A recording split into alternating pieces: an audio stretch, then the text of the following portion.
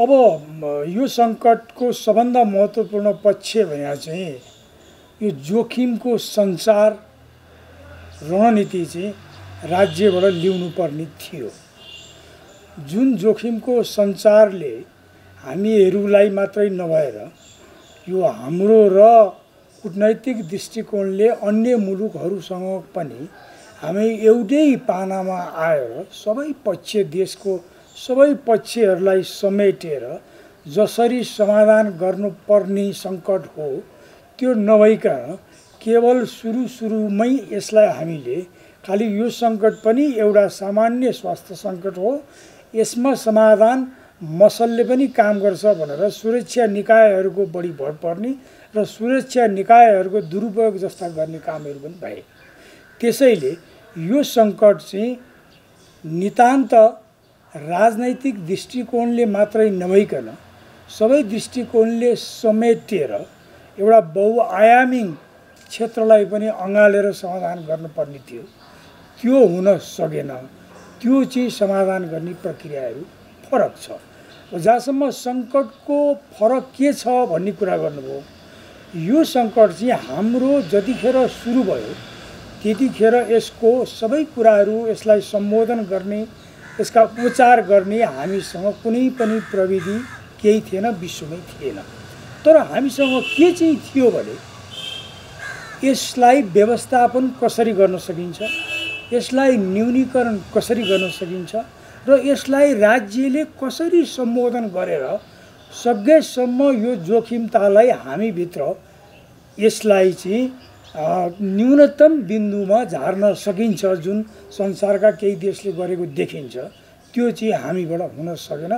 त्यसैले यो अज्ञानता, अव्यावहारिक र नितान्त नेतृत्वको एक किसिमको फेलियर भएको सङ्कट हो। सङ्कटलाई हामीले जसरी हेऱ्यौँ र बुझ्यौँ र जसरी बुझ्दैछौँ, जसरी देखिरहेछौँ, यो सङ्कट चाहिँ मैले अघि नै पनि के भने यसलाई चाहिँ रिस्क कम्युनिकेसनमा पोलिटिकल डिसिजन भन्छ। यो सङ्कट चाहिँ केवल स्वास्थ्य कर्मीहरू र स्वास्थ्यसँग संलग्न अस्पतालहरूले मात्रै समाधान गर्ने सङ्कट होइन। यो सङ्कट चाहिँ राजनैतिक दृष्टिकोणले पनि यसलाई यसको मुहानमा गएर कसरी हामीले यसलाई चाहिँ सबभन्दा न्यूनतम बढी बिन्दुमा झार्न सक्छौँ त्यो गर्ने कुरा चाहिँ राज्यको दायित्व हो।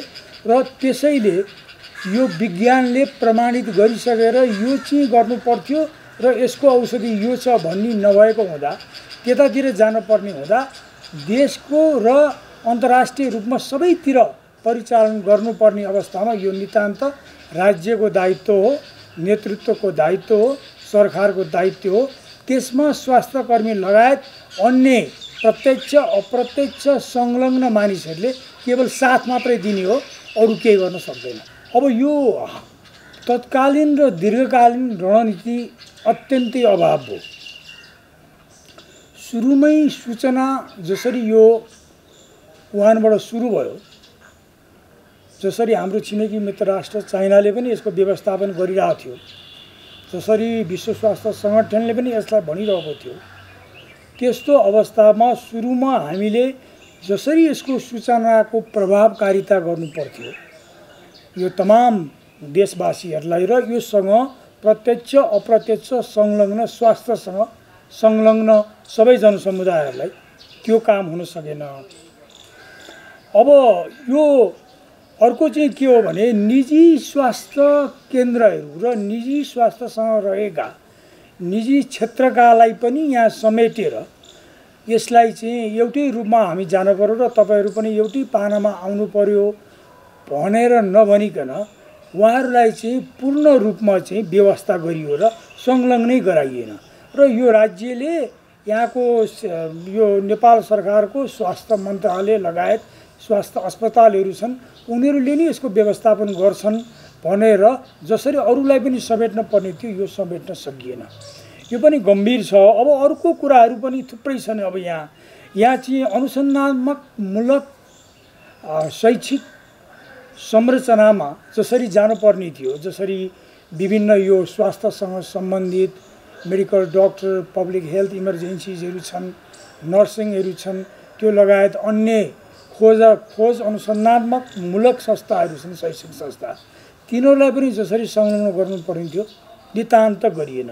अब यो दुईवटा कुराहरू तपाईँलाई मैले भन्नुपर्दा जोखिमपूर्ण जुन समुदायहरू छ नि, सबभन्दा महत्त्वपूर्ण विषय नेपालको सामाजिक संरचनाको आफ्नै विशेषता छ।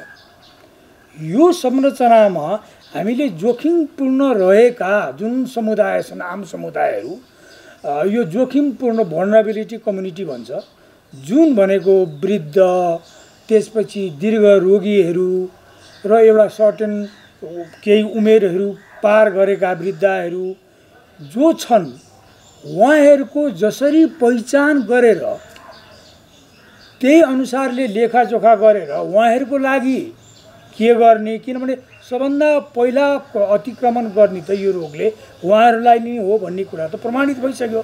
भन्दा उहाँहरूको पहिचान गरेर त्यसलाई कसरी समाधान गर्नुपर्ने हो त्यसबारेमा खासै चासो देखिएको चाहिँ कुनै चिज केही हामीले देख्दैनौँ। अब यो त गम्भीर प्रश्न हो। यो प्रश्नको त साँच्ची भनियो भने तपाईँहरू जस्तो सञ्चारकर्मीले देशव्यापी रूपमा बहसै चलाउनु पर्ने हुन्छ र राजनीतिक नेतृत्वहरूलाई पनि यो प्रश्न हरेकपल्ट सोध्नुपर्ने हुन्छ। अब हामी अहिले यतिखेर यो पार्टी डोमिनेन्ट डिक्टेटर भन्छ इङ्ग्लिसमा र स्टेट डोमिनेन्ट डिक्टेटर, राज्यलाई पनि अवमूल्यन गरेर राज्य पनि केही होइन, राजनीतिक दलभित्र राजनीतिक दलहरू नै एउटा शक्ति हो जुन यो प्रजातन्त्रलाई अगाडि बढाउन सक्छ।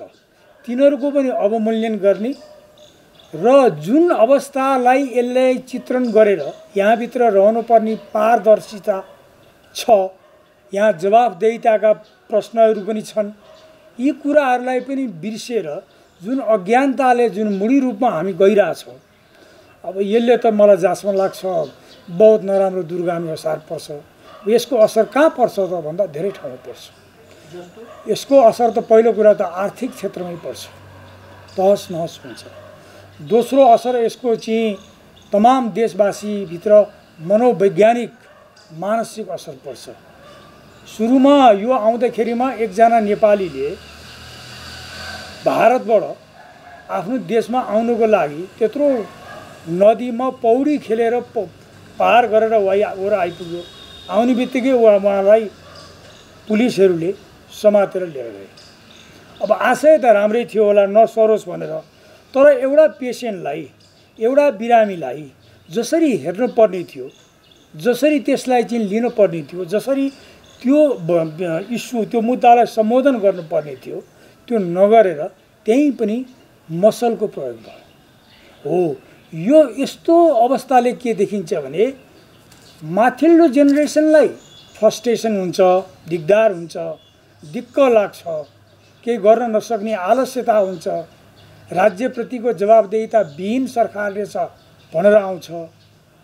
युवा पुरा पृष्ठलाई हाम्रो जस्तो मुलुकमा हामीहरूको भविष्य के छ त अब हामी रहनु के त अब हामीहरू जुन नेतृत्व जसले हामीलाई यो हवाईजहाजमा उडाएर लैजाँदैछ विकासदेखि यावत राजनीतिक, सामाजिक, सांस्कृतिक हरेक क्षेत्रमा, त्यस्तो अवस्थामा पाइलटले नै सही नगरिदियो भने त्यसको नराम्रो असरले हाम्रो भविष्य के हुन्छ भनेर अर्को पलायनको अर्को चिन्ता छ।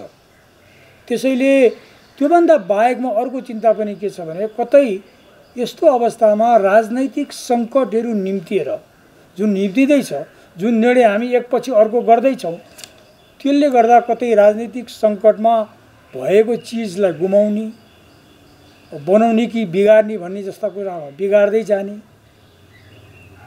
त हुन सक्छ कि त्यतातिर देश जाला कि भन्ने अहिले गम्भीर चिन्ताको विषय छ। अहिलेको वर्तमान यो सङ्कटलाई केवल एउटा निकायले मात्रै अथवा दुईटा निकायले मात्रै सम्बोधन गर्छ भनेर हामी गयौँ भने हामीहरूको त्यो बाटो नै गलत छ। यो त हाम्रो रोड म्याप भन्छ इङ्ग्लिसमा, यो त हाम्रो मार्गचित्र हो।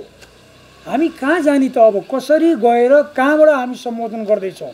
जसरी हिमाल चढ्दाखेरि चाहिँ जानुभन्दा अगाडि त्यहाँ मार्गचित्र भएका हुन्छन्, जाने तरिकाहरू राखेका हुन्छन् र गलत बाटो गयो भने एभालान्चो परेर हिउँमै डुबिन्छ, सिद्धिहाल्यो। सही बाटो गयो भने मात्रै माथि पुग्छ। तर त्यहाँसम्म जानलाई धेरै समन्वय गर्नुपर्छ, धेरै पारदर्शिता हुनुपर्छ। यस्ता चिजहरू राज्यले केही लुगाउनै हुँदैन, यसमा खासै सूचना कुनै लुगाउनै हुँदैन। सबै कुरा जनताले थाहा पाउनुपर्छ र सुशिक्षित हुनुपर्छ। त्योभन्दा बाहेकमा राजनैतिक नेतृत्व र राजनीतिक दलहरू त बहुत महत्त्वपूर्ण हुन्छ। अब उहाँहरू स्वयंले मैले देखेँ, तपाईँहरूकै माध्यमबाट मैले सुनेँ, सञ्चार माध्यमबाट, उहाँहरूले नै यो कोभिडको अहिले यो कमिटीको खासै काम छैन, अहिले यसरी जाने अवस्थै होइन, अहिले त सबैलाई समेटेर सबै मिलेर हामी सहित संलग्न भएर अगाडि जान पर्छ र हामी राज्यलाई सहयोग गर्न तयार छौँ भनिरहनु भएको छ। अब त्यसैले अब यो यसको जुन तरिका छ आफ्नो ठाउँमा ठिक होला बेठिक होला त्यो त अब समयले मूल्याङ्कन गर्ला। तर पनि एउटा कुरा चाहिँ के हो भने एउटै मात्रै संरचना अथवा एउटै मात्रै निकायले यसलाई समाधान गर्छु भनेर हामी भन्यौँ भने हामी यसको समाधानतिर होइन, हामी विनाशतिर गएका छौँ। यो समन्वयात्मक शक्ति होइन, यो विनाशकारी शक्ति हो।